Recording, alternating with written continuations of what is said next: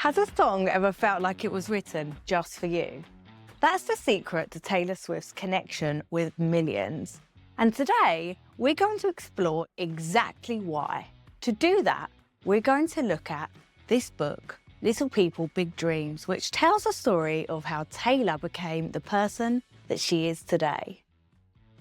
On a farm in Pennsylvania, US, surrounded by Christmas trees, lived a girl named Taylor.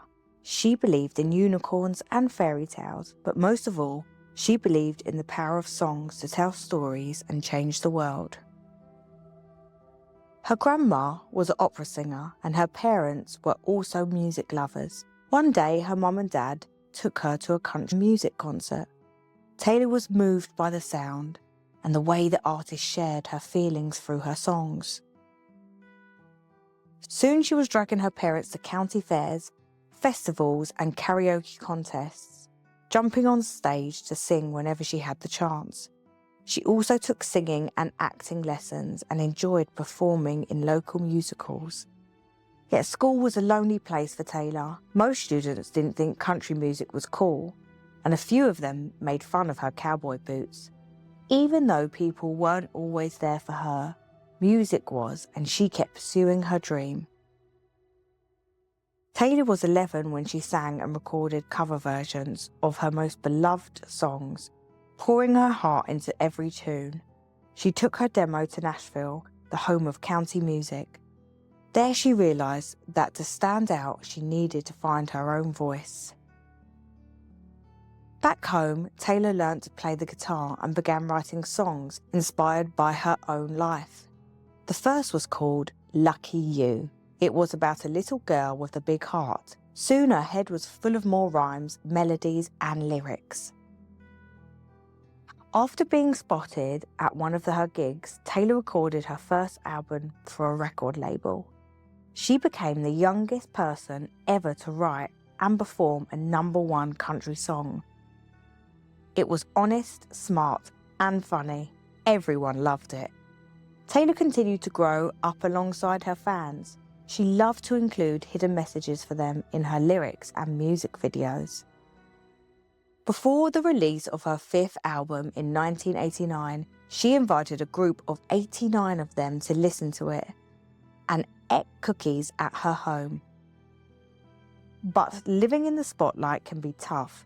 There was always someone ready to criticise her no matter what she did.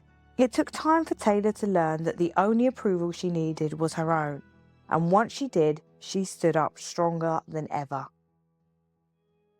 Isn't it interesting that your surroundings shape who you are?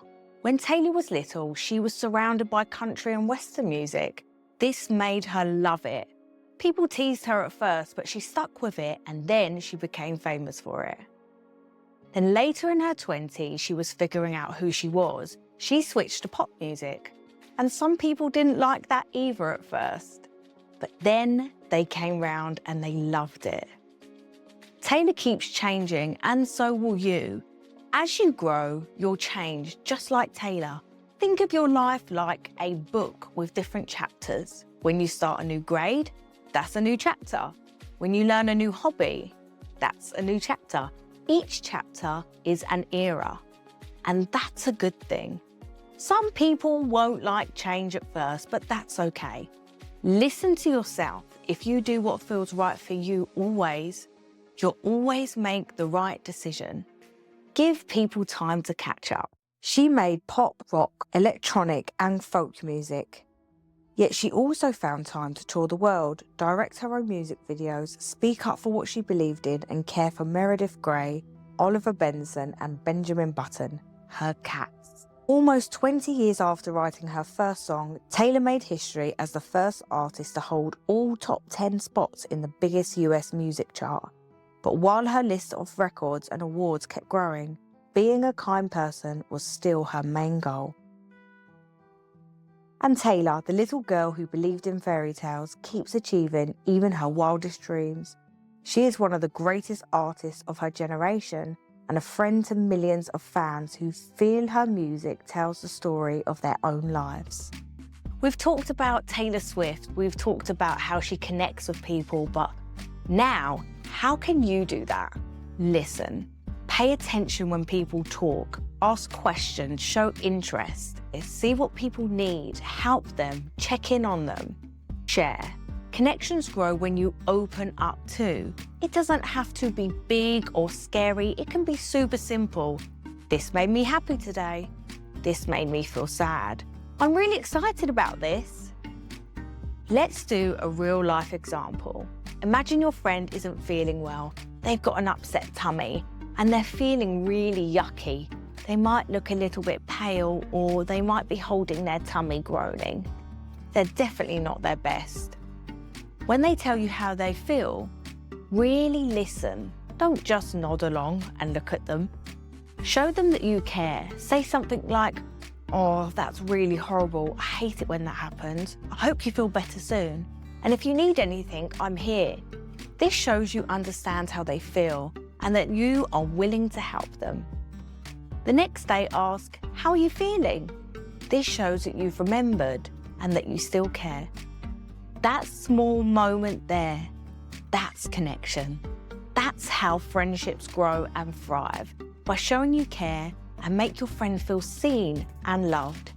This is how Taylor makes people feel connected to her through her songs.